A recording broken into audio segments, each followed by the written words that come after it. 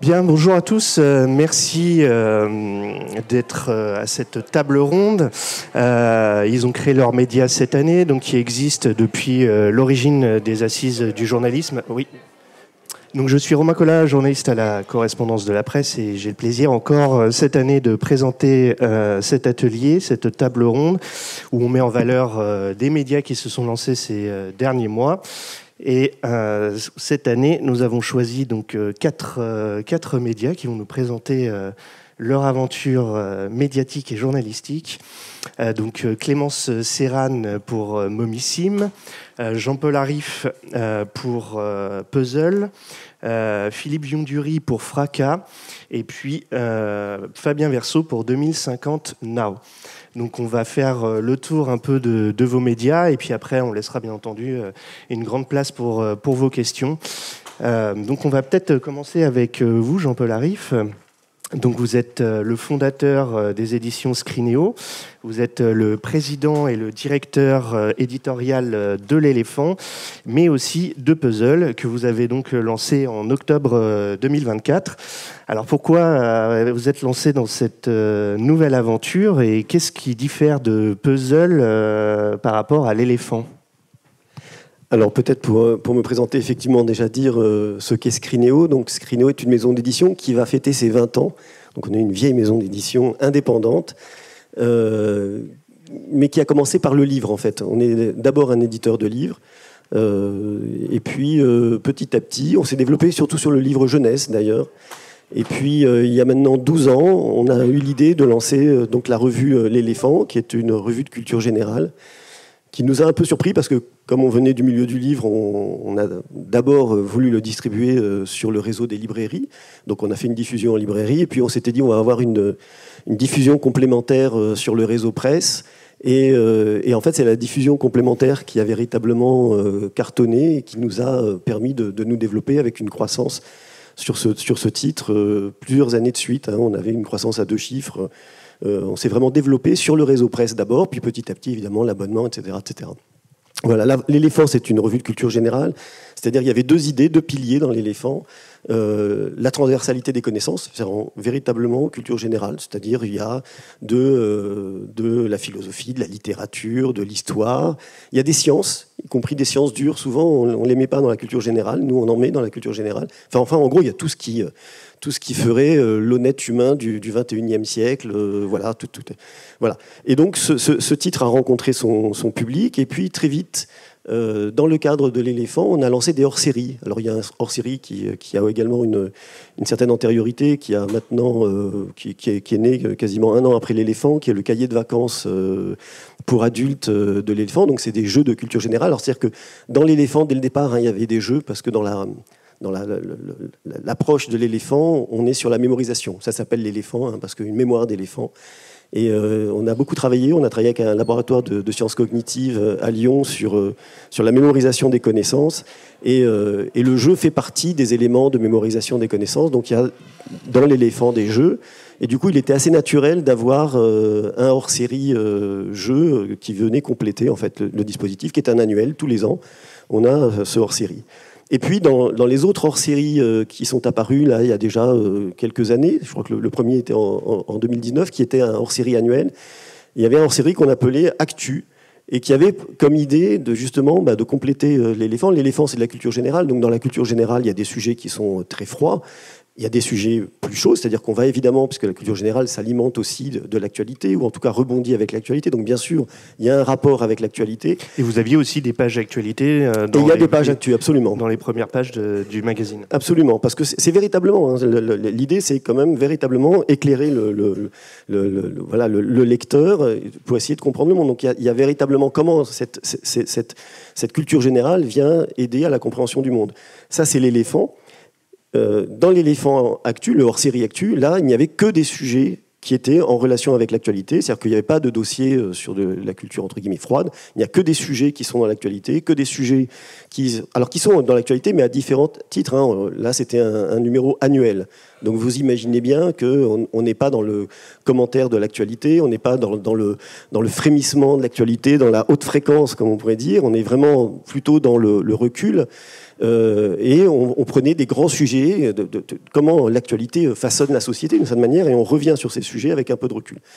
Ce hors-série Actu, donc il y a eu plusieurs éditions depuis 2019, une fois par an, avait également un certain succès, et donc on s'est dit qu'on allait le trimestrialiser. Et c'est véritablement de ce hors-série qui est né Puzzle. Alors l'idée quand même de créer une nouvelle marque, ça c'est un pari, hein, parce qu'on a beaucoup hésité entre est-ce qu'on va utiliser encore la marque L'Éléphant qui a déjà une certaine notoriété, ou est-ce qu'on va créer une nouvelle marque. On est parti sur la deuxième idée pour des raisons, on s'est dit on va pas lasser notre public, on ne va pas épuiser la marque aussi, c'est un peu difficile, hein, il n'y a pas de bonne décision. Hein, voilà. Et donc on a lancé Puzzle avec cette même idée, donc essayer de prendre du recul. Alors on est sur un trimestriel, donc le rythme est plus important évidemment.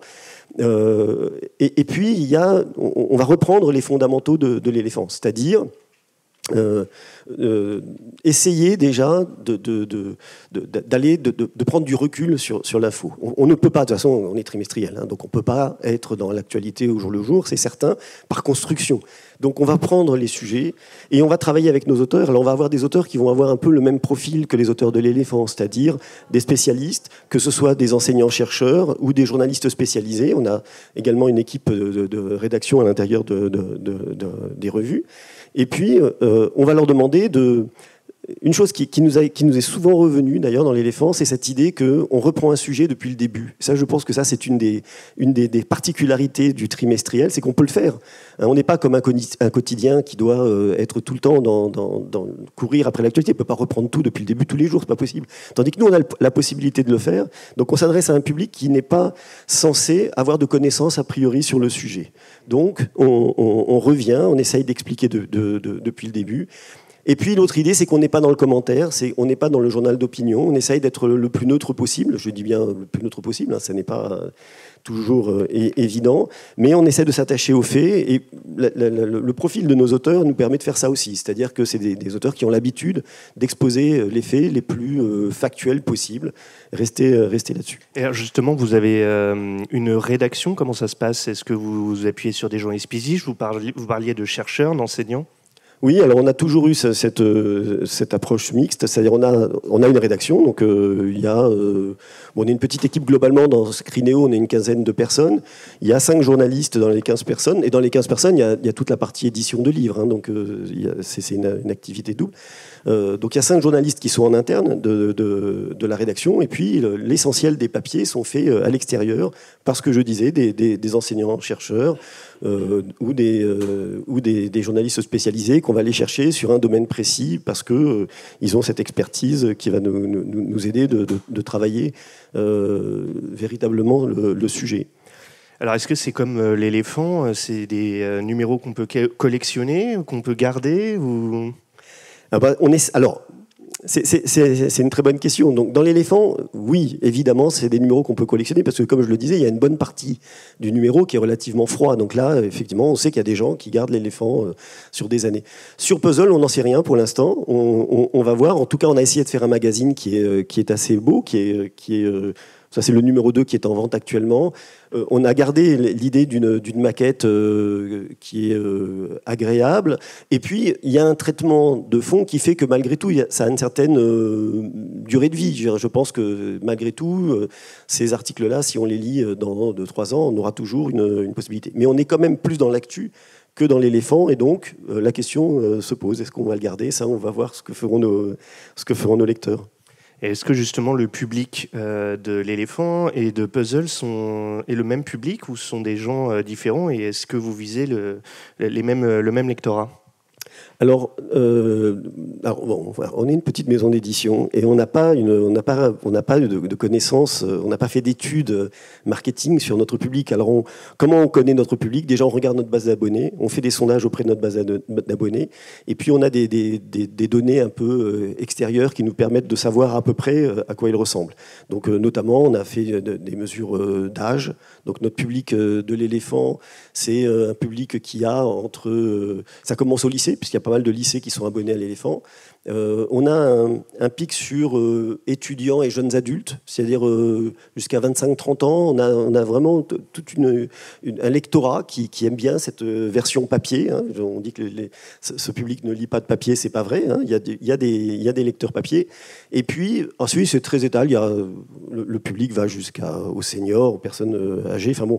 Et puis, on nous a souvent témoigné le fait que c'était souvent très transgénérationnel. C'est-à-dire qu'un éléphant, il est partagé sur 3 générations. Enfin, ça, c'est assez fréquent. Sachant que vous avez en plus une édition junior de l'éléphant. Oui, alors il y a un éléphant junior, effectivement, j'en ai pas amené, mais qui s'adresse, lui, aux 8-13 ans, avec à peu près la même démarche.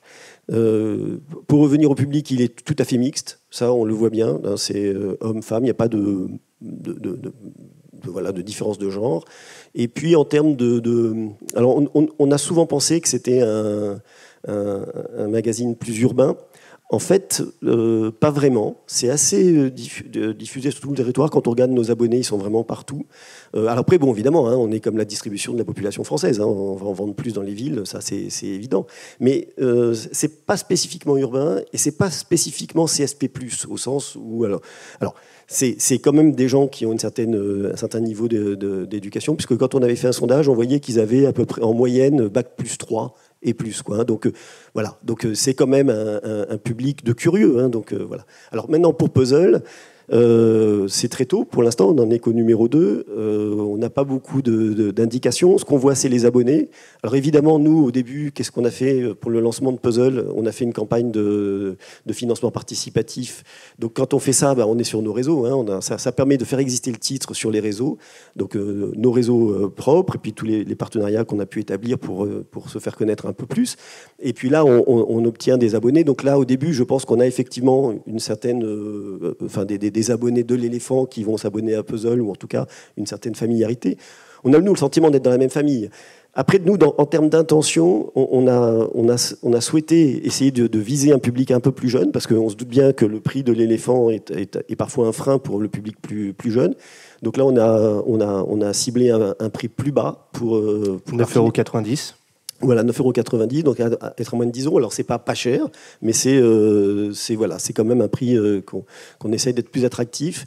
Et puis, voilà, et après, petit à petit, on ajuste, nous, en fonction de la façon dont le public répond. On a pris pas mal de retours déjà des premiers numéros, et on essaye d'ajuster notre titre en fonction de ces premiers retours. Notamment, une chose qui nous a surpris, c'est que les gens nous ont demandé en fait, de faire encore plus long. C'est assez drôle, hein. C'est-à-dire qu'on était déjà parti sur une logique d'articles longs, de dossiers longs, puisqu'on est dans le temps long. Et en fait, on a eu un retour en nous disant, mais en fait, vous pouvez y aller encore plus. Et donc là, maintenant, on a vraiment, à partir du numéro 2, on a mis en place le dossier très long, qui est vraiment, on prend le temps d'exposer quelque chose. Là, c'est sur plus de 20 pages, avec plusieurs angles. Dans le numéro 2, c'est sur les 25 ans de notre siècle. Alors, c'est drôle, hein, j'ai l'impression que personne ne s'en est rendu compte, mais notre siècle a 25 ans, donc on a voulu faire un peu un bilan de tout ce qui s'est passé sur tous les grands domaines sur ces 25 ans. Et puis, dans le prochain numéro qui sort à la fin du mois, ce sera sur l'Europe. Alors là, c'est drôle, hein, parce que ça aussi, c'est la difficulté de faire un trimestriel dans ce qui est censé être l'actu. C'est que quand on a eu l'idée d'axer sur l'Europe, on était en novembre. Vous vous rendez compte, hein, novembre, hein, pour quelque chose qui sort en mars. Hein. À ce moment-là, Trump était tout juste élu. Et franchement, la souveraineté européenne, on se doutait que ça arriverait, mais bon, pas plus que ça. Donc on s'est dit, on va faire un vrai sujet sur la souveraineté. Bon, moi, à titre personnel, c'est un sujet qui me préoccupe depuis des années, peut-être même des décennies, notamment le décrochage sur la technologie, etc. Donc on a fait un gros dossier sur justement la technologie, un dossier économie, un dossier, etc. Et puis, à partir de janvier, ça a été terrible parce que tous les jours, on parlait de souveraineté européenne et je me dis, mais nous, on sort toujours pas. Et donc, on va voir si, quand on va sortir, est-ce que les gens sont encore intéressés par ce sujet? Je l'espère, parce que de toute façon, c'est un sujet qui n'est pas fini, mais voilà.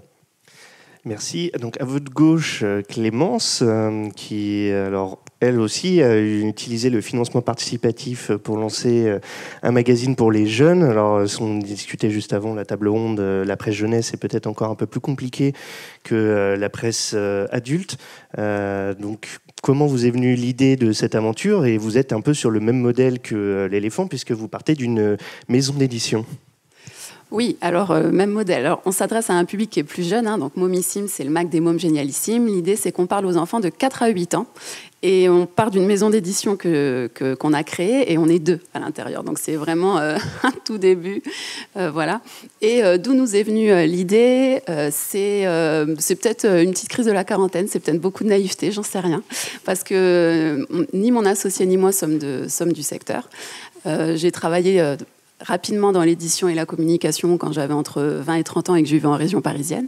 Mais de 30 ans à 40, j'ai été directrice commerciale et communication pour un groupe d'intérim quand mon associé, lui, était directeur administratif et social. Donc on n'était pas du tout dans ce monde-là. C'est une décennie aussi, entre 30 et 40, où on évolue beaucoup, où on change, et souvent on a des enfants, ce qui change un petit peu le quotidien. Et c'est vrai que la quarantaine arrivant, moi j'ai toujours beaucoup lu avec mes enfants, qui ont 4 et 5 ans aujourd'hui, et c'est vrai que j'avais envie de ramener dans la presse jeunesse des choses que je ne trouvais pas dans ce que je lisais avec eux le soir, à savoir une très très grande qualité d'illustration, donc j'ai des exemplaires qui sont ici pour vous montrer, et puis un double niveau de lecture. Donc je vais vous présenter un petit peu tout ça. Et du coup, c'est vrai qu'on a pris la décision de se lancer l'année dernière, effectivement, par un système de financement participatif via une campagne Ulule. Et pour l'instant, tout se passe bien. Donc, Oui, sachant que vous avez un peu explosé le nombre de préventes sur le financement participatif. Oui. Je crois que c'était plus de 500%. Ouais. Ça s'est bien passé. Et aujourd'hui, voilà, les signaux sont plutôt positifs. On a quand même des très beaux partenariats qui se créent avec Cultura, par exemple, avec des choses comme ça. Donc c'est chouette. Donc, alors, justement, qu'est-ce qu'on trouve de différent dans Momissime qu'on ne trouve pas ailleurs? Alors, Momissime, du coup, c'est un magazine mensuel. Et donc, l'idée, c'est d'aider les enfants de 4 à 8 ans à réfléchir de manière positive et toujours en famille, avec beaucoup de partage, sur les sujets de l'enfance. Donc on va faire tout ça à travers beaucoup de créativité, d'imaginaire, et avec tout ce qu'on retrouve dans un magazine standard, pour le coup, de la lecture, des jeux, des activités ludiques, et tout ça, bien sûr, sans écran, qui est un sujet qui reste encore d'actualité, bien sûr. Dans la grande histoire, par exemple, on va retrouver nos 3 petits cousins, Lise, Théo et Sophia, qui, tous les mois, grâce à un cadeau que leur a offert leur papy James, à savoir un monocle, vont vivre une grande aventure.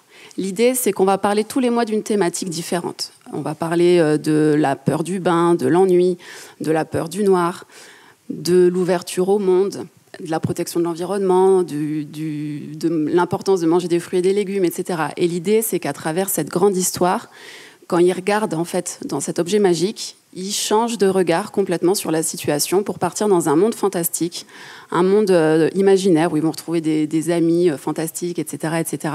L'idée, c'est aussi d'apprendre aux enfants qu'en fonction du regard qu'on pose sur le réel, sur le quotidien, on peut en faire nous-mêmes un monde génialissime et décider d'améliorer notre quotidien nous-mêmes en fonction du regard qu'on a le matin en se levant. Ensuite, on a une histoire à lire à 2 voix.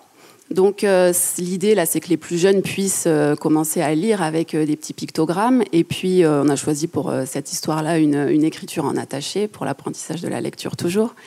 Et là, c'est notre super papy James, qui est un amoureux de la vie, un amoureux du monde, qui nous raconte ses aventures fantasques à travers la planète. Bien sûr, c'est l'occasion aussi d'en apprendre un petit peu sur une zone différente tous les mois. Donc ça peut être une ville, une région d'outre-mer ou un pays. Et cette situation va nous permettre de mettre en scène le cherche-et-trouve. En fait, le cherche-et-trouve, c'est toujours la mise en situation, la mise en image de ce qui s'est passé dans l'histoire à lire à 2 voix. Et comme il n'y a pas d'âge pour être un môme, notre papy fait toujours un petit peu n'importe quoi. Ensuite, on a des pages entièrement dédiées à la créativité, à l'imaginaire. Donc, on va créer un tuto de dessin, et puis un exercice du dessine la suite. L'objectif de cet exercice, c'est de s'asseoir tous ensemble en famille, de créer des choses différentes et puis de comparer. Parce que quand on part de la même chose, on peut arriver à des choses très différentes. Et un grand coloriage. Dans le coloriage, on est toujours sur des scènes de partage entre les générations, avec ce papy qui s'éclate avec ses 3 petits-enfants. Et pour accentuer cette notion de partage qui nous tient vraiment à cœur, l'idée, c'est vraiment de ramener la conversation dans le cœur du quotidien des familles et leur donner envie d'échanger. Et du coup, dans tous nos magazines, que ce soit dans les écritures ou dans les illustrations, on va mettre des petits clins d'œil à la culture populaire des années 80-90. Voilà, il y a des objets, il y a des choses. L'idée, c'est de faire plaisir aux parents. C'est pour ça que ce double niveau de lecture, je trouve qu'il était important aussi dans le magazine, parce que c'est pas forcément drôle de lire les mêmes histoires 20 fois à nos enfants. Merci à ceux qui sont là et qui comprennent. Mais voilà, donc l'idée, c'était de faire plaisir un petit peu aux parents, de les faire sourire. Déjà, si on y arrive, c'est cool. Et surtout, leur donner envie de partager ses souvenirs et d'expliquer qu'est-ce que c'est qu'une disquette, qu'est-ce que c'est que cette manette, qu'est-ce que c'est que Rasta Rocket, etc. Voilà. Ensuite, on change complètement d'univers et on part dans la classe en bande dessinée, dans la classe d'une maîtresse Madeleine qui rayonne et qui a une classe d'animaux. Et donc, à travers les jeux de la récréation, on va apprendre les caractéristiques de 2 animaux différents tous les mois.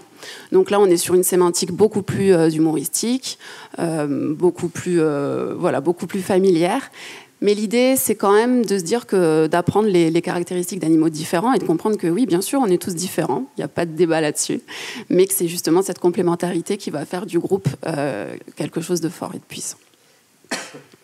Ensuite, évidemment, on part sur la partie activité. Donc, on a des pages de jeux, 4 pages de jeux par mois qui traitent qui sont dans l'univers des animaux du mois, avec des petits encarts pédagogiques concernant les animaux en question, avec des photos réelles, etc. Et puis, des jeux divers et variés tous les mois.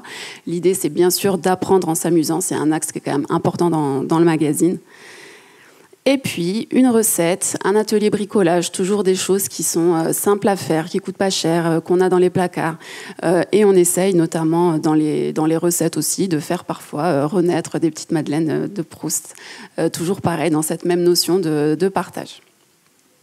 Pour finir le magazine, donc il y a 44 pages au total, et les 4 dernières sont entièrement dédiées à la tribu des mômissimes, donc à la tribu des mômes génialissimes, avec la partie phrases illustrées, parce que les enfants disent parfois des choses hyper mignonnes, des petites perles, on ne sait pas trop d'où ça sort, mais qui sont super poétiques souvent.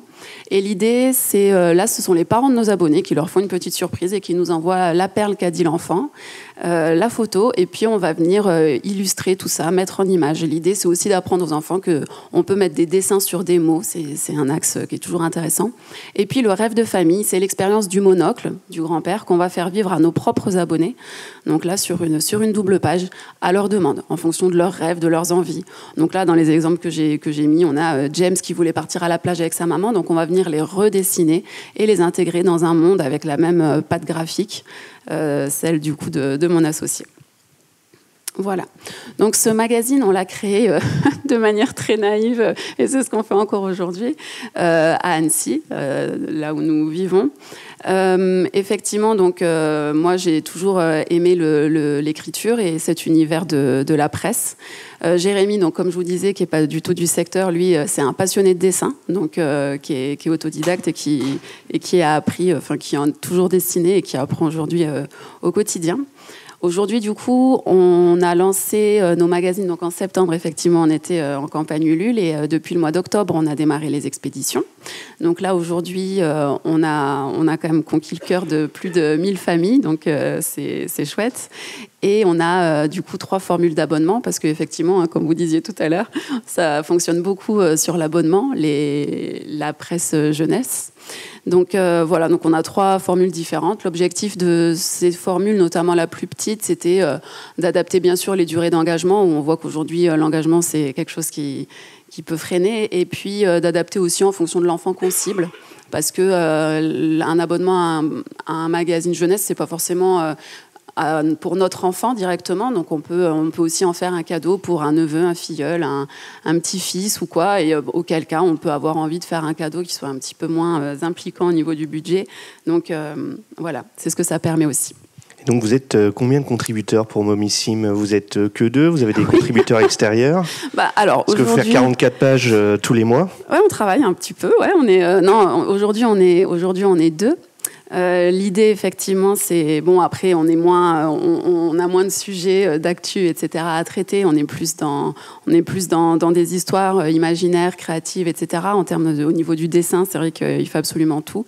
Pour l'instant on est 2 parce que aujourd'hui, on n'en vit pas. Hein. C'est sûr que le modèle économique de la presse nous nécessite d'avoir beaucoup d'abonnés pour pouvoir en vivre.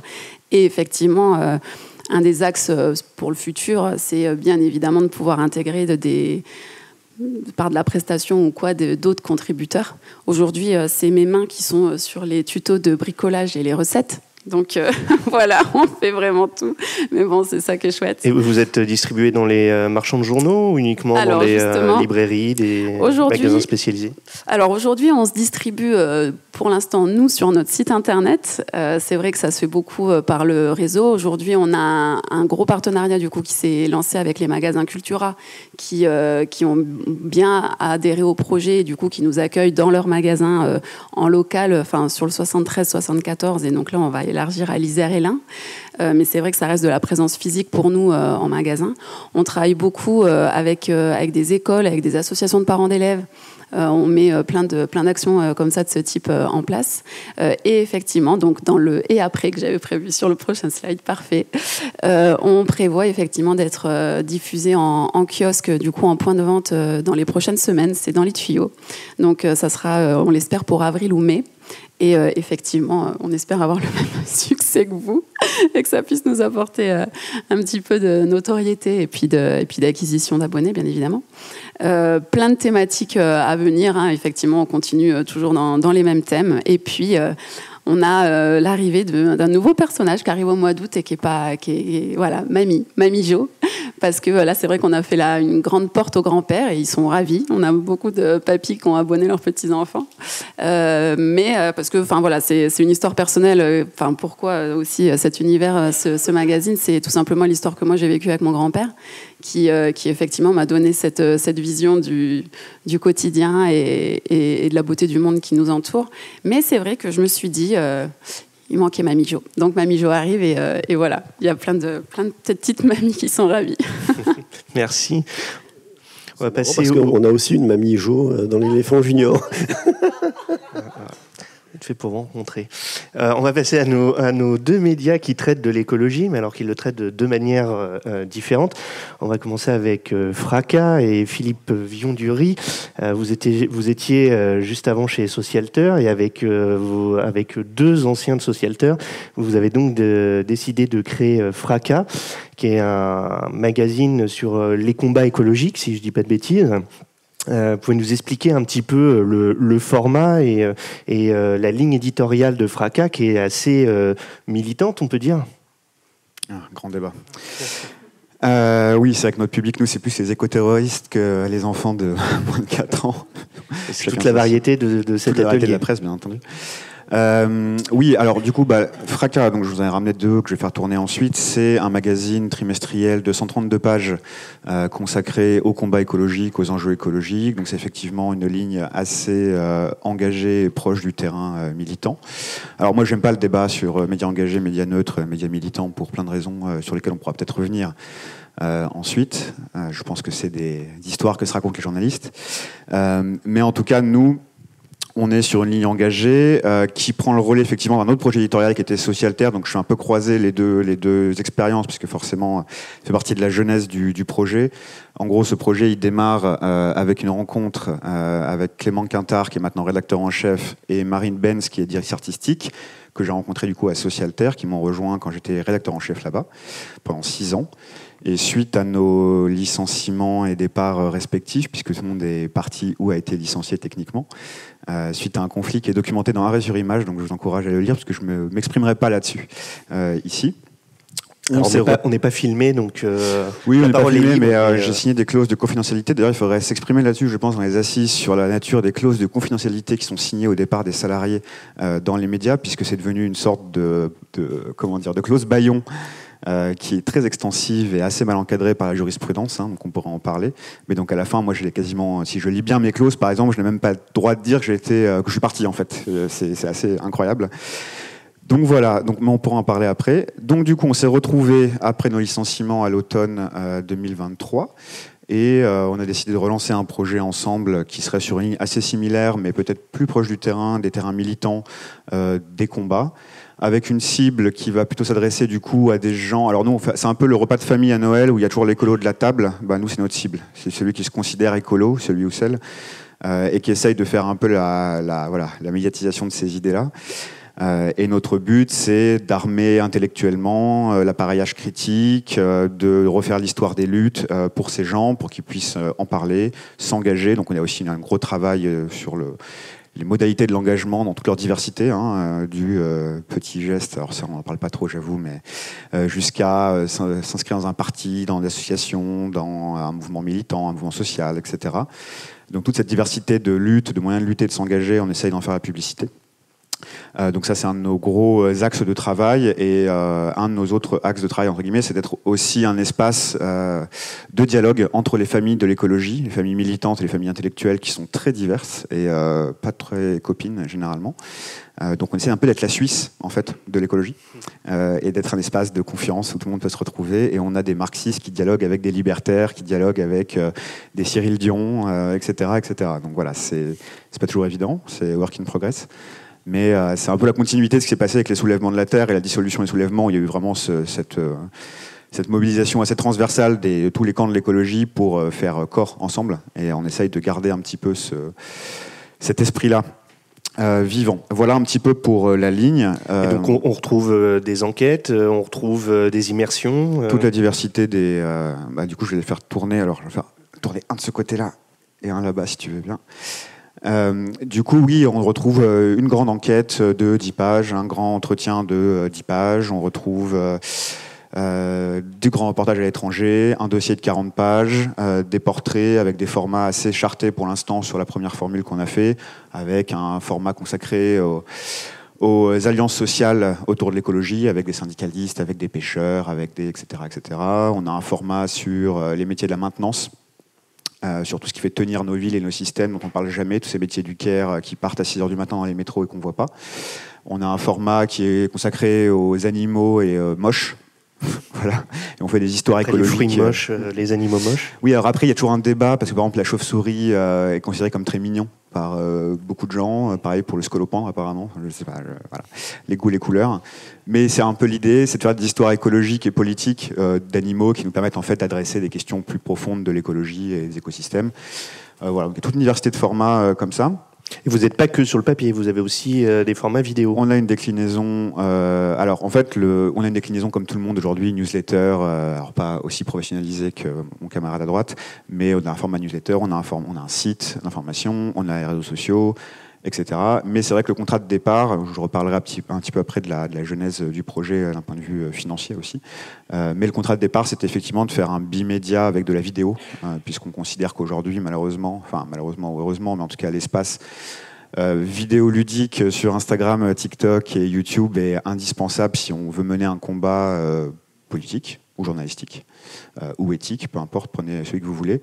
Donc on a tout de suite essayé de penser le projet quand même comme un projet sur deux jambes, c'est-à-dire une assise matérielle qui nous permet de proposer un modèle qu'on trouve sain, qui est l'abonnement et la vente physique et par correspondance, mais qui est backé par des contenus vidéo viraux qui permettent de faire connaître cette production. Puisque moi, quand je suis arrivé à Socialterre en 2017, on n'avait absolument rien. Donc on avait juste un magazine et j'ai mis des années à faire parler de lui. J'ai mis 6 ans à sortir les rames et à pagayer pour essayer de faire connaître un journal qu'à la fin on trouvait vraiment de grande qualité. Je ne vais pas faire de fausse modestie, on avait vraiment beaucoup bossé sur ce projet et on trouvait ça super, mais en fait les gens ne le connaissaient pas. Et en fait on s'est rendu compte que quand on commençait à faire des vidéos, des invités un peu de marque, etc., et tout de suite les gens en parlaient et d'un seul coup les ventes explosaient. Donc voilà, donc là c'est vraiment quelque chose de stratégique pour nous, c'est d'essayer de penser la vidéo. Maintenant on est confronté à toutes les problématiques qui vont avec, les coûts de production de la vidéo, les lieux de tournage, les formats qu'on choisit, le manque d'effectifs qu'on peut avoir là-dessus, et bien sûr les logiques algorithmiques, puisque on en parlait juste avant. Nous, par exemple, depuis qu'on a commencé à parler de carbofascisme, qui est le thème du numéro 2 de Fracas, sur Instagram, nos audiences ont diminué par 3, nos vues vont diminuer par 3, et on est clairement shadowban, on appelle ça shadowban, hein, donc on n'est pas censuré, mais on est d'un seul coup trop dans les algorithmes, quoi. Donc voilà. Donc maintenant, il faut gérer ça, il faut gérer ces logiques-là, et c'est très compliqué puisqu'il n'y a aucun interlocuteur en face, hein, c'est des boîtes noires. Donc voilà. Donc ça, c'est un petit peu ce qui va avec la vidéo et qu'il faut apprendre à gérer, et aussi à trouver des formats qu'on espère toujours intelligents, et en même temps, on sait qu'une vidéo en moyenne sur Instagram, elle est vue 17 secondes. Voilà. Comment faire de l'intelligent avec 17 secondes. Donc ça fait beaucoup de choses à faire. Vous êtes combien pour réaliser le magazine et les vidéos ? Du coup, donc, le trio de départ, Marine, Clément et moi-même, on s'est réunis donc, à la fin de l'année 2023. On a officialisé le projet en janvier 2024. On a lancé une campagne de prévente et de préabonnement en mai 2024, qui nous a permis de réunir 160 000 euros, 3 600 contributeurs RIS et 1600, parmi eux 1600 abonnés. Donc c'était un vrai succès, en vrai, pour un média écolo particulièrement. Je crois même que c'est le record sur le écolo pour un lancement. Donc ça, c'était super, parce que ça nous permettait à la fois de faire 2 premiers numéros déjà de de mettre en place des canaux de distribution typiquement le kiosque, on a une petite distribution kiosque de 5 000 exemplaires, c'est quand même 5 000 ouvrages à imprimer, c'est très cher, ça coûte 15 000 à 20 000 euros. Voilà, donc toute cette trésorerie-là, on a pu la débloquer grâce à cette campagne de prévente. On est passé sur 3 mois ensuite de réalisation un peu de ce projet, de trouver des locaux. Enfin, je vous passe tous les détails, les burn-out, les dépressions, etc. C'est super, la presse. Et on s'est lancé en septembre en embauchant 3 autres personnes. Donc ça, c'était quand même un peu la victoire pour nous, c'est de tout de suite arriver à monter une équipe professionnelle de 6 personnes qui nous comptaient tous les 3, même si en fait il y a juste Marine qui est embauchée d'abord et nous tout juste là maintenant. Mais voilà. Et une chargée de marketing, une journaliste secrétaire de rédaction et une apprentie à la vidéo. Donc ça, c'était vraiment l'équipe de base qui nous permettait de tenter le projet tel qu'on l'avait imaginé, en se crevant un peu, mais au moins on avait toutes les compétences, ce qui était vraiment la priorité. Et on a pu du coup commencer à distribuer donc 4 000 exemplaires en librairie, 5 000 exemplaires en kiosque, de la vente par correspondance, de la vente, toutes les modalités habituelles, abonnement. Et le modèle pour l'instant fonctionne, c'est-à-dire qu'on est passé de 1600 abonnés à 3000 en 6 mois. Donc déjà c'est un succès aussi, c'est cool. On reste à flot grâce, alors ça je vous fais la tambouille si vous voulez interne d'un média qui se lance, mais on se tient, l'équilibre il sera atteint avant l'année 3 ou 4 si tout va bien. Voilà. Donc d'ici là il faut trouver des prêts bancaires avec les intérêts, il faut trouver des bourses émergences qu'on a eues, l'agrément IPG qu'on a eu aussi qui permet de faire des dons. Je vous passe de tout ce qu'on essaie de... Enfin il y a plein d'autres mécanismes dont je pourrais parler ensuite pour trouver des financements. Car c'est d'autant plus compliqué quand on choisit le modèle organisationnel qui est le nôtre, c'est-à-dire une coopérative, puisqu'en fait on a pris tout un ensemble d'engagements de départ pour ne pas revivre des violences au travail. Suivez mon regard. Et du coup, le contrat de départ, c'est une coopérative. Donc Marine, Clément et moi avons tous les 3 une voix. Et les salariés sont appelés à rejoindre le statut de sociétaire au bout de 2 ans. Et donc d'avoir une voix égale à la nôtre. Donc c'est une vraie, entre guillemets, démocratie. Alors temporairement, pas trop. Mais il faut quand même qu'on ait le temps de lancer un petit peu les choses. Mais au bout techniquement, dans 2 ans, on sera 6 coopérateurs salariés. Voilà. Oui, parce qu'il faut rappeler qu'il n'y a pas de publicité non plus dans le magazine. Il n'y a pas de publicité, il n'y a aucun moyen extra. Pour l'instant, on essaie de vraiment se passer de tout ça, ni diversification du modèle. On verra plus tard si on est obligé de le faire ou pas.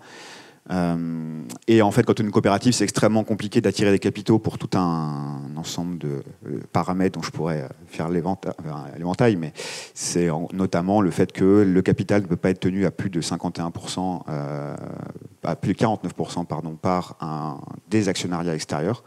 Donc, sachant qu'on a un capital social de 10 000 euros, on peut accueillir 9 000 euros. Voilà. Donc, autant dire que c'est pas comme ça qu'on va attirer des capitaux privés.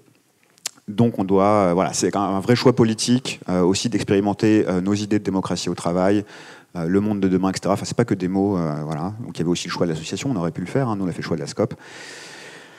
Donc voilà, mais ça pose un petit peu voilà, la base de ce projet. Et par ailleurs, on a pris aussi toute une série d'engagements éthiques en termes de parité dans l'équipe. Aujourd'hui, il y a plus de femmes que d'hommes dans notre équipe. On a pris des engagements en termes, alors qui ne sont pas formalisés sur le site, mais moi je vous les donne.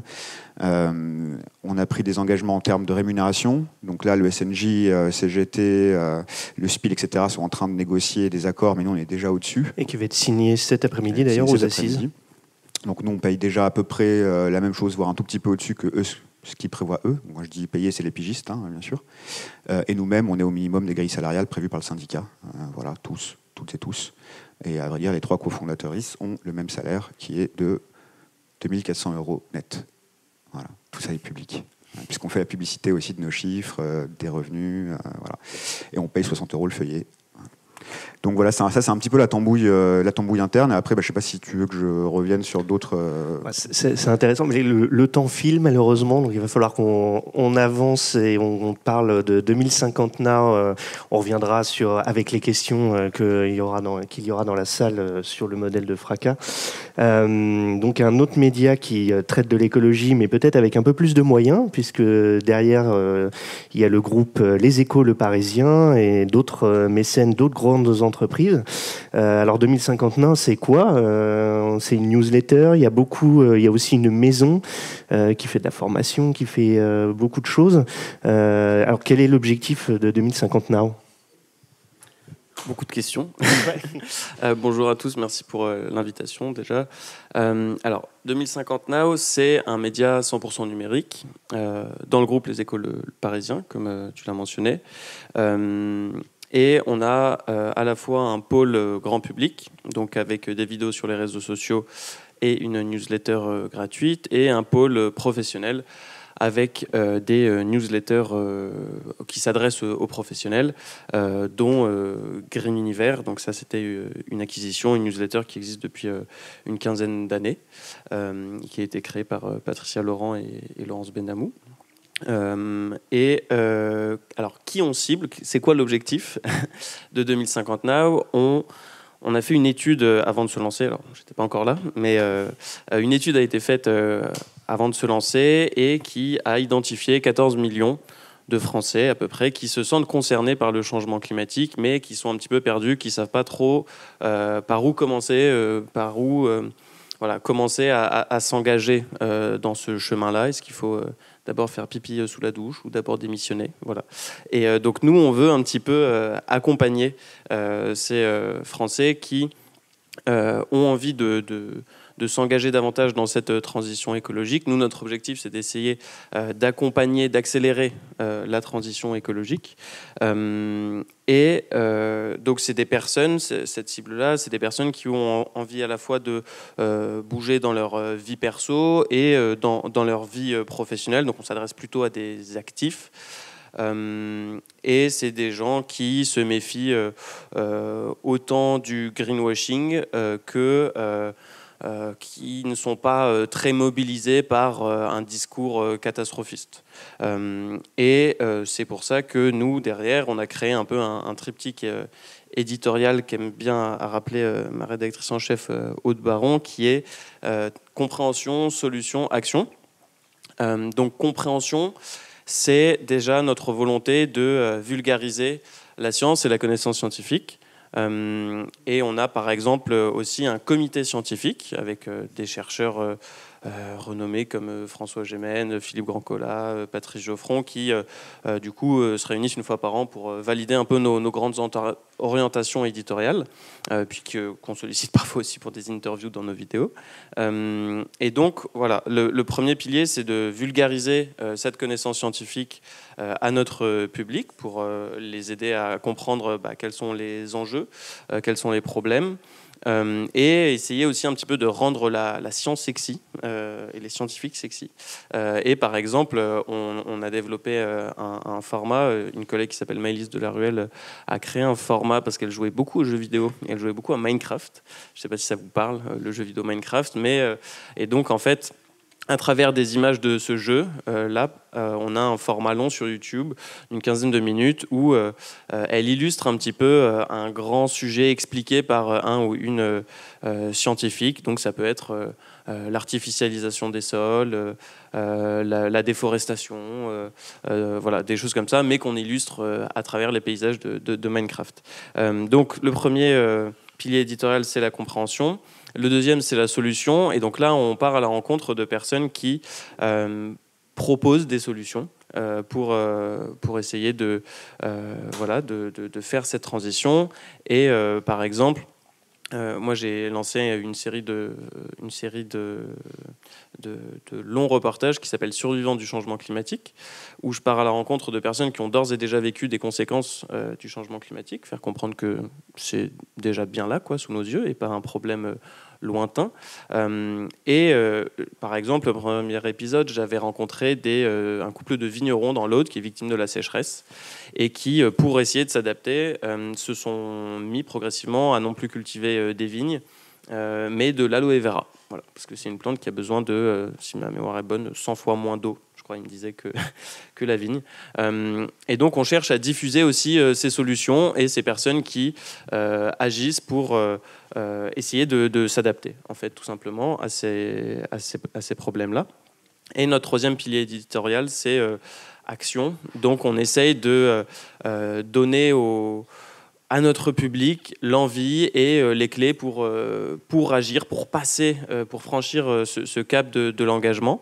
Alors, nous, ça passe peut-être effectivement un peu plus par des petits gestes, comme tu disais. Et on fait, par exemple, des vidéos avec une créatrice de contenu qui s'appelle Célia Poncelin, qui explique un petit peu les mécanismes psychologiques qui peuvent nous freiner justement à l'action ou au contraire nous inciter à l'action. On a aussi beaucoup de vidéos très concrètes sur tout ce qui est vie courante, vie quotidienne. Et c'est d'ailleurs sur les vidéos verticales, celles qui ont en général le mieux marché. Voilà, qu'est-ce qu'on fait des invendus à la boulangerie. On est allé voir des explorateurs qui ont créé une machine à laver low-tech, donc où en fait on fait du rameur et en même temps ça essore notre linge. Bon voilà, ça ne sera pas déployé forcément tout de suite à grande échelle, mais en tout cas on essaie un peu de voir comment on peut dans notre quotidien aussi passer à l'action. Donc voilà. Vous avez plusieurs formats vidéo adaptés à chaque plateforme, mais vous adressez pas uniquement aux particuliers, vous adressez également aux entreprises, et notamment donc avec 2050 Nord, la maison, c'est ça ? Alors, effectivement, là, je vous ai beaucoup parlé de l'aspect vidéo. Donc, on a des formats courts sur TikTok, Instagram et YouTube Shorts. On a des formats plus longs sur YouTube. Donc, en gros, on sort 1 à 2 vidéos par jour et une vidéo longue par semaine sur YouTube. On a donc, à côté de ça, cette newsletter gratuite qui s'est lancée il y a 6 mois, qui est hebdomadaire. Voilà, là aujourd'hui on a 7000 je crois abonnés à la newsletter gratuite et ça permet aussi de parler du modèle économique. Voilà, on a imaginé donc un entonnoir avec au départ le grand public qu'on essaie de toucher avec nos vidéos sur les réseaux sociaux, de les faire ensuite, dans l'idéal, s'abonner à notre newsletter gratuite, où à terme on va proposer des offres d'emploi payante et du micro-learning. Voilà, donc ça, c'est une partie des revenus qu'on espère générer. Et à côté de ça, on a donc ce pôle professionnel avec les newsletters professionnels, donc qui là s'adresse aux professionnels de l'énergie pour Green Universe. Donc par exemple cette acquisition-là, cette newsletter, elle est déjà rentable. Et on a lancé une deuxième newsletter qui s'appelle Warm, qui parle davantage de géopolitique à l'heure du changement climatique. Et on a pour projet de lancer 7 newsletters professionnelles, donc payantes, d'ici 5 ans. Et à côté, donc tu parlais effectivement de la maison. Alors ça, c'est effectivement dans le même nom, mais c'est une entreprise différente. C'est-à-dire on est 2 entreprises différentes. Il y a l'entreprise, les 2 sont des sociétés à mission. Il y a l'entreprise du média et il y a l'entreprise de la maison. Donc eux, c'est un peu il répertorie pas mal d'innovations en lien avec des universités sur le changement, sur la transition écologique. Au départ, il faisait ça sur la transition numérique. Et ils accompagnent des entreprises dans leur transition écologique. Mais on a justement bien séparé les deux entreprises pour garantir l'indépendance du média. Et on a en vérité assez peu de liens au quotidien, hormis typiquement des innovations qu'ils pourraient repérer, dont on aura envie de parler dans nos vidéos. Voilà. Donc avant de passer aux questions, vous êtes combien du coup à 2050 Now On est une douzaine actuellement, avec 6 journalistes, je crois, 6-8 journalistes à peu près, de mémoire. Voilà. Est-ce qu'il y a quelqu'un qui veut se lancer pour la première question ? Merci. Moi, donc, c'est pour Philippe de Fracas. Du coup, vous avez bien défini votre cible, qui sont donc les personnes déjà acquises au combat écologique. Est-ce que la question s'était posée au début de... Enfin, si j'ai bien compris, votre intention, c'est pas du tout de conquérir des nouveaux... Enfin, comment expliquer ? De rallier des nouvelles personnes à la cause. Est-ce que ça, c'était sûr dès le début, ou vous vous êtes posé la question d'avoir une cible plus large, comme par exemple peut le faire 2050 Now ? Il y a une version officielle et une version officieuse. La version officieuse, c'est qu'il y a... Quand on lance une ligne éditoriale et quand on sort d'un journal qu'on a soi-même monté, avec une éditoriale qu'on a soi-même montée, on ne peut pas refaire la même. Donc, vu que la ligne de Social Terre s'adressait quand même beaucoup à ce public que vous décrivez, c'était un peu compliqué de remonter un journal en s'adressant un peu à un public urbain, bourgeoisie en décrochage, de gauche, qui se pose plein de questions et a envie de se politiser. Ce public-là est déjà adressé par un journal qui avait du succès quand je suis parti. Voilà, ça c'est la version officieuse. La version officielle, c'est que non, mais en fait, il y a un autre combat à mener auprès des gens qui sont déjà convaincus de l'écologie. Et en vrai, c'est pas juste du bullshit. C'est-à-dire que on suit aussi, quand on monte un média et qu'on est une équipe de 3, et en fait de 2 sur l'édito, on suit aussi nos propres parcours politiques ou personnels ou d'engagement. Et c'est vrai que moi, parler pendant 6 ans à des gens qui se posent des questions en essayant de les radicaliser, j'en avais un peu fait le tour. C'est pas que c'est pas bien, c'est super, mais j'avais envie de faire autre chose. Moi-même, je suis plus trop là dans ma vie. Je suis un peu au-delà. Donc du coup, là, l'idée, c'est plutôt de... En fait, quand on adresse un écolo qui se considère comme écolo, c'est pas parce qu'elle se considère comme écolo que le problème est réglé, en fait. Parce que je pense que les gens n'ont aucune tradition des luttes, n'ont aucune conscience historique des luttes écologiques. La connaissance des familles de l'écologie, ce que ça recouvre, le mot écologie, est extrêmement mince, globalement, dans la société en général et à gauche tout autant. Donc, par exemple, on a fait une carte des luttes, des pensées de l'écologie, donc une grande carte dépliante pour le lancement du média. Dedans, il y a 300-400 entrées, auteurs, luttes, etc. Même des gens qui sont déjà très écolos nous disaient qu'ils avaient découvert la moitié de la carte, quoi. Donc c'est pour dire qu'il y a quand même encore un gros travail à faire auprès d'un public qui se considère comme écolo, de découverte, de connaissances, etc. Et par ailleurs, entre la personne un peu grand public qui a envie de s'intéresser à l'écologie parce qu'elle se sent concernée, et la personne qui a envie de s'engager vraiment, il y a quand même encore un monde, quoi. Moi, j'ai vu beaucoup de gens autour de moi, dans la classe sociale à laquelle j'appartiens, avoir envie de s'intéresser à tout ça, mais de voir comme complètement étranger à eux et à leur quotidien le pas où on va à Sainte-Soline, où on va s'engager auprès d'un parti politique ou dans une association et donner quasiment 1 à 2 jours par semaine pour ce combat. Et ça, en vrai, on ne peut pas faire sauter tous ces pas-là d'un coup. Mais il y a pas mal de gens qui y seront prêts, mais par contre, où est-ce que je vais, qu'est-ce que je fais, est-ce que c'est vraiment utile dans un parti aujourd'hui ? Enfin, c'est des questions auxquelles il y a quand même des réponses à apporter. Et enfin, j'en termine là pour ne pas être trop long. Il y a aussi des questions épineuses qu'il faut poser au sein de l'écologie. Donc le dernier numéro qui est consacré à la chasse en fait partie. On peut dire que quand on regarde l'histoire de l'écologie, il n'y a aucune incompatibilité entre la chasse et les écolos. Et pourtant, aujourd'hui, c'est un conflit social majeur. Donc qu'est-ce qui se passe ? Est-ce qu'on antagonise complètement les 1 million de chasseurs en France ? Est-ce qu'on n'a rien à leur dire ? Ou est-ce qu'on a quelque chose à leur dire ? Vraie question. Mais qui aujourd'hui, à ma connaissance, n'était pas posée. Et quand j'en parlais parmi les milieux intello, militants, écolos, ouais, super sujet, mais c'est vrai qu'on n'y réfléchit pas. Bon, bah, c'est aussi notre rôle, c'est pas parce que les gens sont écolos qu'ils ont tout compris ou qu'ils ont réglé toutes les contradictions internes à la question écologique, quoi. Donc c'est une partie de notre rôle. J'ai fait un tunnel, désolé. Non, c'est bien. J'avais juste une deuxième question, si je peux me permettre. Est-ce que vous pouvez développer, tout à l'heure vous avez parlé d'un faux débat entre médias engagés et médias neutres. C'est intéressant. Ouais, alors je vais faire la version ultra courte. Malheureusement, le récit que se font les médias annihile ça, mais normalement, si on fait une L1 de sociaux, on a compris que la neutralité, ça n'existe pas. Donc déjà, tous les médias qui se prétendent neutres ou objectifs, prouvez-le-moi, quoi. C'est Jean-Paul qui va devoir le prouver que Puzzle est non, mais après, pour répondre, du coup, ce sera intéressant. On peut créer de la presse qui est grand public, qui n'a pas vocation à être politique, etc. Ça, c'est tout à fait possible, mais elle a des biais. Enfin, c'est une évidence. Donc déjà, la neutralité journalistique n'existe pas. On peut tendre vers la neutralité, vers l'objectivité. Mais la neutralité, à un moment, je veux dire, c'est-à-dire que les médias qui se prétendent neutres, si demain on est sous Vichy, ils seront neutres aussi. Bah non, en fait. Donc, c'est-à-dire que la neutralité, elle a des limites. Donc, c'est pour ça que c'est de poser ça comme une sorte de totem du journalisme, ça me paraît absurde. Et ensuite, le débat sur engagé militant, c'est une question de mots, en fait. Oui, pour moi, on n'est pas militant parce que militarer, c'est être au pas, et on n'est au pas de personne, on n'est pas au pas d'un programme, d'un parti politique. Si demain les soulèvements de la Terre, dont on est proche, déconne, on le dira. Donc on ne se sent pas on ne fait pas la promotion des idées d'un organe tiers qui ne serait pas le média, mais qui serait un parti, une association, quoi. Donc à partir de ce moment-là, je ne me considère pas comme militant. Si militant, c'est défendre des idées, ne pas hésiter à un moment à prendre parti dans le champ public et dans le champ politique, dans ce cas, on est militant. Mais en fait, dans ce cas, c'est quoi la différence avec un média engagé ?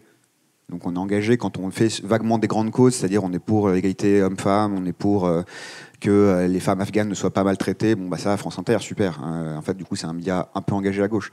Mais du coup, dès qu'on est plus engagé que ça, on devient militant. Enfin, est-ce que c'est une question de degré ? Voilà, en fait, pour moi, ce débat, il mène un peu nulle part. Mais tout le monde se le pose, donc c'est quand même intéressant de voir ça. Mais je n'aurai pas plus de réponses que ça, sinon un débat de termes interminables et d'histoire de journalisme. Voilà. Tout est une question de définition. Mais Jean-Paul, sur la neutralité ? Ah non, mais ça m'intéresse énormément et je suis entièrement d'accord, en fait. Alors, je vais essayer d'expliquer, parce qu'effectivement, tout à l'heure, j'ai parlé d'essayer d'exposer les choses de la manière la plus neutre possible. Mais je vais quand même dire une chose. D'abord, je me sens extrêmement engagé. Mais très engagé, mais moi j'ai un engagement qui est un peu différent du tien, mais qui est un engagement, c'est celui de la pédagogie. C'est-à-dire que véritablement, toute la maison Scrino, elle est construite autour de la pédagogie. Nous, ce qui nous motive, c'est d'essayer d'aider les gens à comprendre un certain nombre de sujets, voilà. Et ça, on va les traiter. Et ça, c'est un véritable engagement. Et je veux dire, là, il y a un combat. On connaît aujourd'hui la force de la désinformation, la force des infox, la force de tout ce qui peut exister et qui va à l'encontre de la connaissance. Donc, pour nous, il y a un véritable combat. Donc, c'est celui-là, notre combat. Après, dans la manière de faire de la pédagogie, il y a comment est-ce que je le fais. Moi, je suis d'accord avec toi sur le principe que non, il n'y a pas de neutralité. Tu as tout à fait raison, l'exemple que tu as donné. Non, voilà, c'est exactement ce que j'allais dire. J'allais dire de toute façon, évidemment, il y a un moment où d'ailleurs, il y a une couverture là, la prochaine, où on commence déjà à prendre une petite position. Donc on ne prétend pas qu'on est absolument neutre et objectif, non. Ce qu'on essaye de faire, c'est d'avoir... C'est vraiment au travers des auteurs que ça se passe. Comme on utilise, nous, des auteurs qui sont extérieurs à la rédaction, on essaye de faire en sorte d'avoir un équilibre entre les auteurs. D'abord, on ne leur demande pas véritablement quelle est leur position. Et parfois, on va les filtrer. C'est-à-dire qu'on a eu le cas là on donne parfois on va faire quelques confidences. On a commandé un dossier on voulait faire un état des lieux sur la drogue, puisque c'est un sujet dont on parle beaucoup. Il y a un développement de la drogue, il y a un développement de la violence liée à la drogue, etc. Et puis surtout, ce qui était nouveau et qui moi je me suis dit, il y a quand même quelque chose, c'est ce côté partout. C'est-à-dire aujourd'hui, la moindre petite ville, il y a des réseaux qui sont là-dedans, etc. Donc nous, on voulait un état des lieux, on voulait essayer de voir déjà qu'est-ce qui avait changé. On trouve un auteur qui nous avait l'air très bien, qui avait parfaitement compris ce qu'on voulait, et puis on reçoit son texte, et on l'a considéré impubliable, parce que c'était un discours, pour le coup extrêmement militant, et du côté qui ne te plaît pas non plus. Je veux dire, nous, on s'est sentis très mal à l'aise avec ce truc. Donc du coup, on a été voir un autre auteur, on a été un journaliste qu'on connaissait par ailleurs, un journaliste spécialisé sur tous les sujets justement de défense, de police, etc., qui nous a fait un très bon dossier et qui se retrouve exactement dans ce qu'on veut dire. C'est-à-dire, on peut essayer d'exposer les faits de la manière la plus neutre possible, sachant qu'évidemment, on ne sera pas dans la neutralité absolue, et on ne le prétend pas. Mais on essaye d'être simplement dans la présentation des faits, et de faire en sorte que le lecteur, lui, si on arrive à assurer cette diversité des auteurs, des points de vue, mais quand je dis point de vue d'ailleurs c'est faux, hein, mais en tout cas des auteurs, c'est-à-dire qui viennent, qui apportent une expertise de différentes sources, je pense qu'on offre cette diversité. Voilà, et c'est ça notre objectif, et en tout cas notre engagement profond. Donc je suis tout à fait d'accord pour dire qu'on est engagé, hein. Il n'y a pas de neutralité absolue, ça n'a aucun sens. Une autre question? Juste une petite précision. Du coup, la différence que je ferais, ce serait du coup engager, tout le monde l'est. Le Figaro est engagé auprès d'une certaine organisation du capitalisme, par exemple. Militant, c'est quand vraiment la raison d'être du média, ce serait d'essayer de peser dans l'arène publique et politique pour certaines idées, quoi. Et c'est vraiment sa raison d'être, ce qui n'est pas par exemple le Figaro. C'est pas les militants, quoi. Voilà. Donc dans ce cas, on serait militant, effectivement, si on prend cette... voilà. Et nous, on ne le serait pas. C'est pas grave. Bonjour. Déjà, merci pour toutes vos interventions, vos débats et vos discussions qui sont plus qu'intéressantes. J'avais une question qui pourrait, cette fois-ci, un peu plus s'adresser à tout le monde, parce que vous êtes aussi ici, parce que vous avez créé un média, un nouveau média récemment, sous les derniers mois, dernières années. Est-ce qu'il y a eu la question du scepticisme des médias qui s'est posée, ou sans aller aussi loin, du possible désintéressement de la population envers des médias au moment de du coup créer chacun d'entre vous, ou participer au moins chacun d'entre vous à vos médias actuels? Vas-y, je me lance. Nous, on a lancé la campagne au moment de l'annonce de la dissolution de l'Assemblée, grosso modo. Donc autant dire que les gens n'étaient pas désintéressés de la chose politique. La question se pose beaucoup plus aujourd'hui, où après le tapis de bombe trumpien, là, en ce moment, on voit que les gens, ils n'en peuvent plus, quoi. Il y a un besoin de déconnexion, etc. Donc on est dépendant quand même de la libido du public à lire de la presse au quotidien, ça c'est sûr. Après, sur le désintérêt en général de l'information, non, je ne pense pas qu'il y ait un désintérêt. En vrai, il y a besoin de ça. Et nous, Fracas, on s'adresse à un public qui est mobilisé ou qui a envie de se mobiliser, donc ils partent on a un biais énorme là-dessus, quoi. Ils ont déjà envie de lire ou de s'informer. Donc nous, c'est une question qui se pose pas trop, quoi. Juste en 2 phrases, effectivement, nous, par rapport à la cible qu'on vise, effectivement, on est parti du point de départ de se dire qu'on voulait pas essayer de s'adresser à des personnes qui avaient un rejet profond de notre thématique ou qui voilà, on n'avait pas essayé de les convaincre de s'intéresser à cet enjeu-là, mais d'essayer plutôt d'accompagner ceux qui en avaient le désir. Voilà. Donc finalement, c'est une façon de répondre à ta question. Clémence ou Jean-Paul? Il y a 2 ans, on a fait un sondage dans l'Éléphant pour savoir en qui les Français avaient confiance. C'est un sondage, on avait fait un sondage global, hein, mais c'était une des questions qui avait été faite avec l'IFOP. Et ce qui est très intéressant, c'est de voir ce qui est ressorti en fait sur cette question, notamment de la confiance des Français, en qui ils ont confiance. Arrivent en premier les universitaires. En gros, les scientifiques, où là, étonnamment, hein, parce que ce sondage, il est fait auprès d'une population, il y a à la fois des jeunes, des moins jeunes, c'était à partir de 18 ans, hein, donc c'est tout le public. Donc en fait, il y a une sorte de légitimité des sachants traditionnels, contrairement à ce qu'on croyait. Nous, on était persuadés qu'on allait voir que tout avait été, la table avait été renversée, qu'on n'avait plus confiance en personne. Non, pas du tout. Il y avait un très haut niveau de tout ce qui était les sachants, on va dire, donc universitaires, enseignants, etc. Et puis ensuite, petit à petit, descendaient les trucs. Les journalistes arrivaient très bas. Et alors les politiques tout en bas, évidemment. Bon, voilà. Et donc c'était très intéressant parce que du coup, ça montre qu'il y a une sorte de scepticisme. Alors, il y a aussi la question des influenceurs, c'est très drôle d'ailleurs. Les influenceurs arrivaient assez bas aussi, y compris chez les jeunes. Et d'ailleurs, ils arrivaient encore plus bas chez les jeunes que chez les autres classes d'âge. Alors, on a essayé de comprendre, parce qu'on se dit, mais c'est bizarre, enfin, pourquoi ? Et alors pourquoi est-ce qu'il y a une telle appétence pour suivre les influenceurs, etc. C'est qu'en fait, l'analyse qui a été faite, là, c'était par les gens de l'IFOP, c'est que, en fait, on connaît les règles du jeu. Et on sait que les influenceurs, d'ailleurs, ils sont obligés de le dire maintenant, ne sont pas neutres. C'est-à-dire qu'en fait, ils ont eux-mêmes des contrats pour parler des choses, etc. Et que donc, de fait, le public les suit, mais avec le recul qui leur permet de savoir qu'il faut faire attention parce que, etc. Donc voilà ce que je trouve intéressant, c'est-à-dire que du coup, effectivement, c'est un des éléments qui fait que on réfléchit à la façon de présenter l'information à nos lecteurs. Clémence, sur un public un peu plus particulier, oui, forcément. Déjà, le public, nous, il est très jeune, et en plus de ça, la partie information dans le magazine, elle est très infime. Donc, c'est vrai que nous, la question de l'information pure, c'est assez peu posé, notamment par le fait que l'information qu'on traite, elle est forcément très douce, très positive, plus mignonne que mes 3 confrères.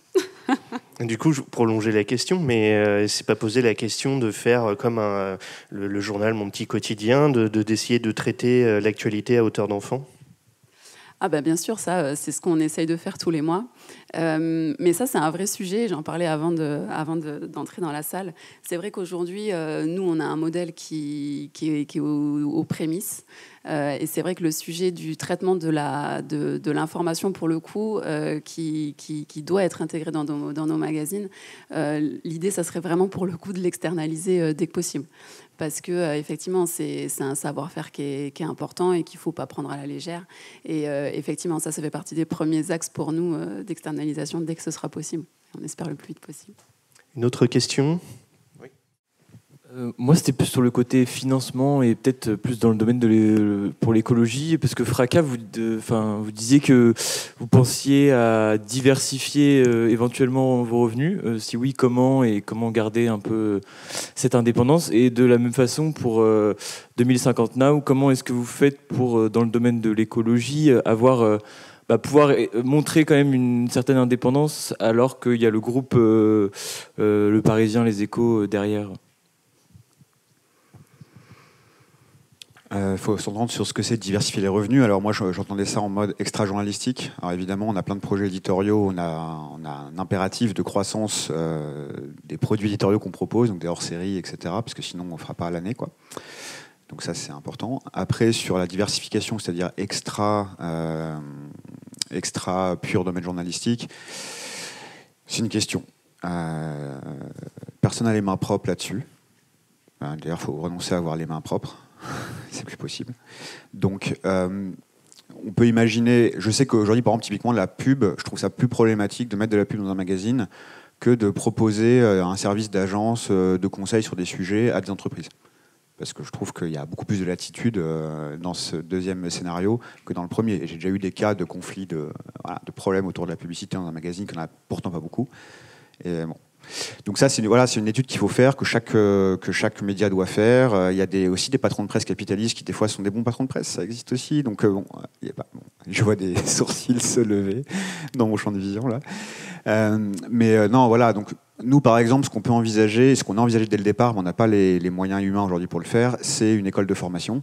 D'aller faire de la formation, par exemple, auprès des militants, pour faire du plaidoyer, pour les renseigner sur des questions politiques, de faire de la mise en réseau, de faire un club un peu des soutiens, un peu plus de Fracas, et d'animer tous les trimestres des débats off, quoi, en gros. Voilà, il y a ce genre de propositions, mais qui ne sont pas non plus pures, hein, parce que quand on commence à créer des clubs ou des activités parallèles, on ramène des gens dedans, et ces gens dedans, ils ont des intérêts, et s'ils multiplient leurs intérêts, voilà. Et nous, pour que ce soit très clair, par exemple, vu qu'on ne peut pas amener de capitaux en capital social, c'est très compliqué, on peut recourir aux dons, mais c'est un peu compliqué quand on vend aussi un magazine. Donc nous, on fait appel à des titres participatifs. Donc qui sont en gros, toutes les boîtes peuvent faire ça, mais c'est souvent un milieu coopératif qu'on fait ça, qui sont des prêts de gré à gré. Donc par exemple, Reporter nous a prêté 10 000 € qu'on remboursera dans 7 ans, et dont on paye les intérêts chaque année. Voilà. Et ça, c'est des choses qui du coup n'ouvrent pas de droit de vote au capital, etc. Donc il n'y a pas de pression.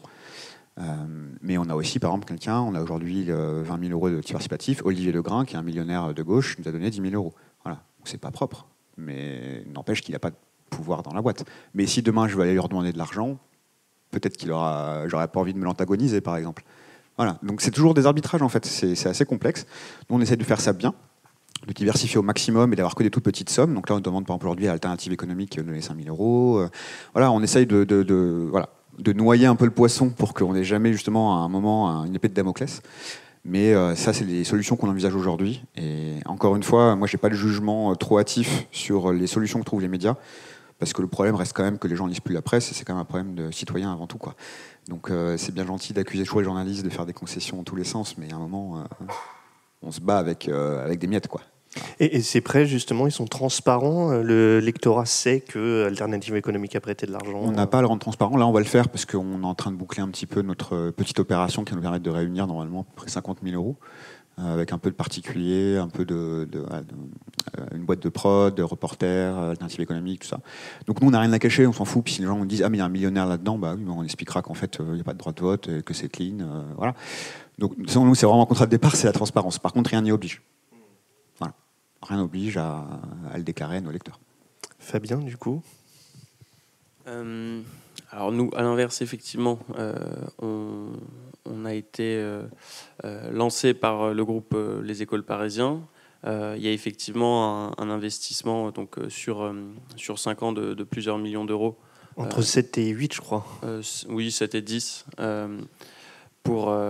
Alors, ça comprend tous les deux pôles, hein, le pôle média grand public et le pôle professionnel. Donc, à la fin, ça fait quand même pas mal de journalistes à payer. Et après, on n'a pas de pub non plus. Et puis, voilà, après, par ailleurs, j'avais pas très bien compris ta question. C'est plus que y a beaucoup de médias sur l'écologie qui se montent, et de nouveaux médias un peu émergents, et souvent c'est une exigence qu'ils se donnent en tout cas d'être indépendants de pouvoirs économiques qui peuvent avoir des activités néfastes pour l'environnement justement. Et du coup, comment est-ce que vous gérez ça? Est-ce qu'il y a des chartes d'indépendance, des choses qui permettent de un petit peu garder cette indépendance journalistique? Alors, on n'a pas, à ma connaissance, de charte d'indépendance au sein du média. On n'a pas de charte pour quelconque sujet, il me semble, pour l'instant. Mais il y a des choses qui peuvent se mettre en place. Après, on a déjà le statut de société à mission. Donc ça, c'est déjà, ça nous donne des objectifs. L'objectif, il n'est pas lucratif au départ. C'est une mission d'informer sur cette thématique-là. Et après, pour ce qui est des liens avec le groupe Les Écoles Parisiens, on a créé une marque indépendante justement pour être indépendant le plus possible du groupe, et on mène notre barque de façon assez autonome par rapport au reste du groupe. Voilà. On a le temps pour une dernière question. Oui.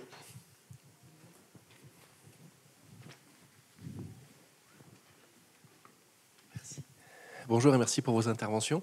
Est-ce que vous pouvez nous éclairer, peut-être plutôt vous trois, sur la façon dont vous avez fixé le prix de vente de vos différents supports, entre guillemets? Est-ce qu'il était fixé au départ? Est-ce que vous avez attendu de savoir le nombre de contributeurs?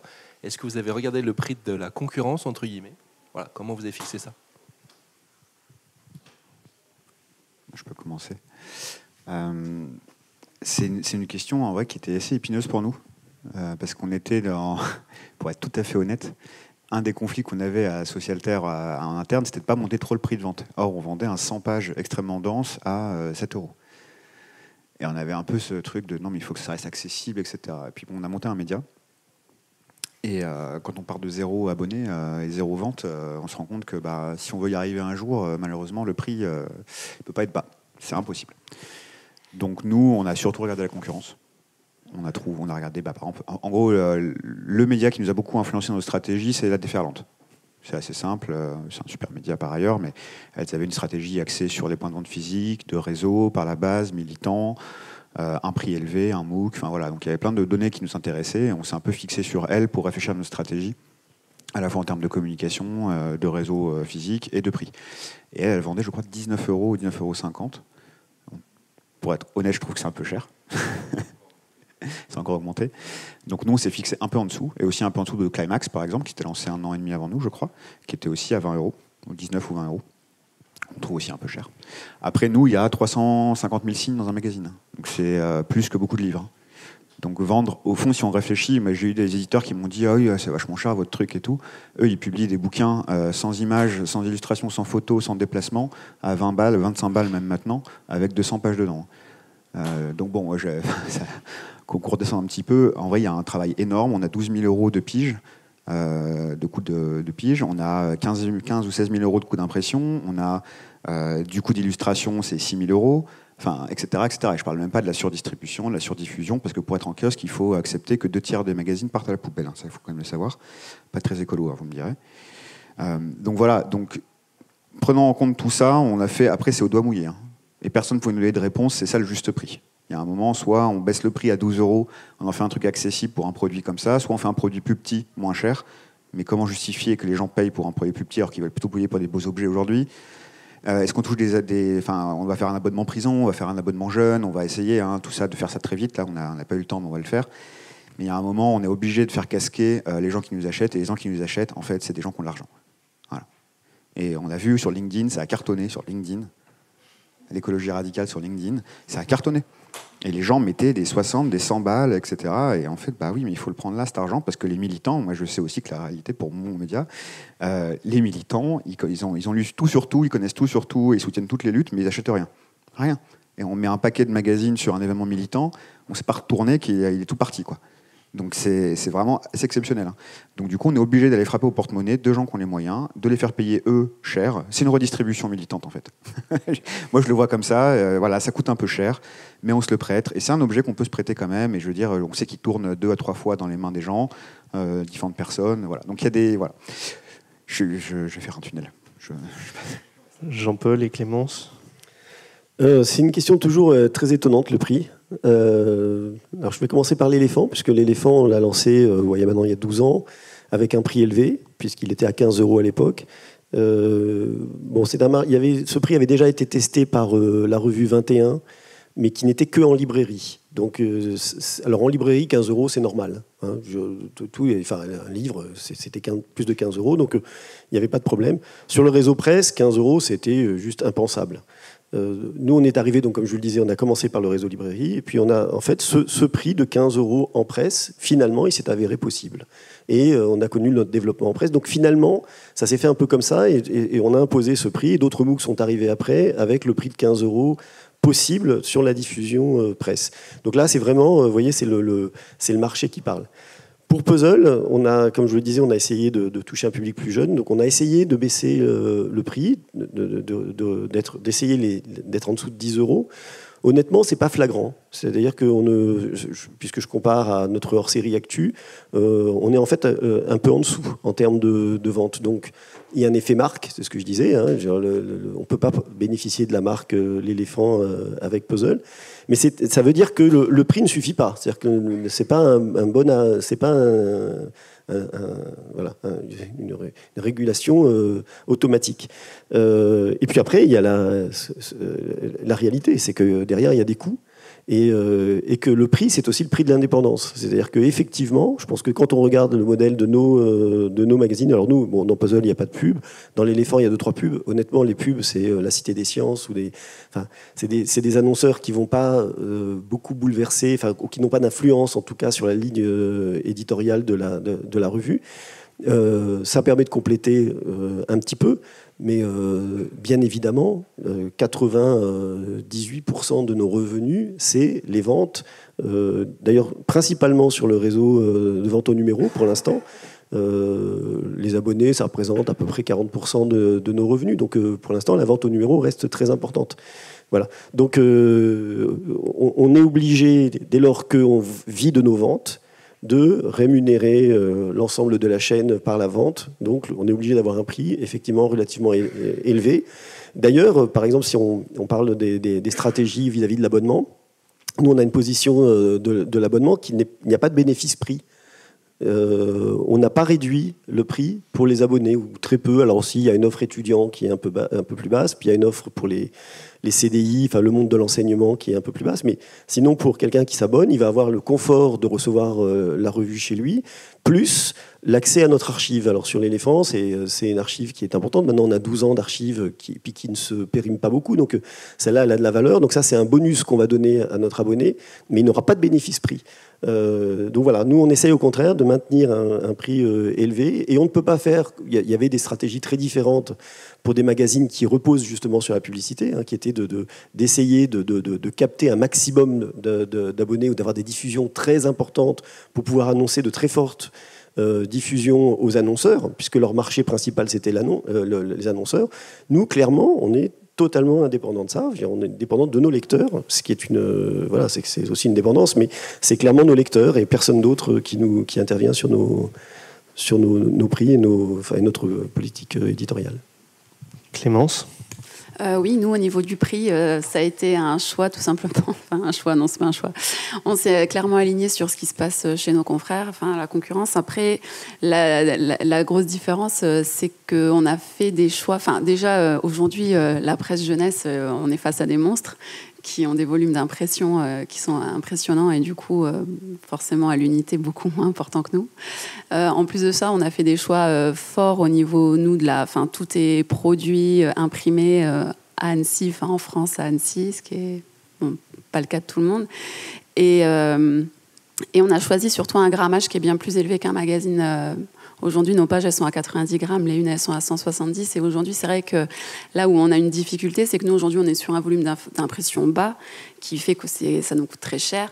Maintenant, on ne peut pas faire baisser le prix en fonction du nombre d'abonnés qu'on a, malheureusement. Donc là, c'est un pari qu'on prend de gagner en notoriété et en acquisition d'abonnés assez rapidement dans les prochains mois.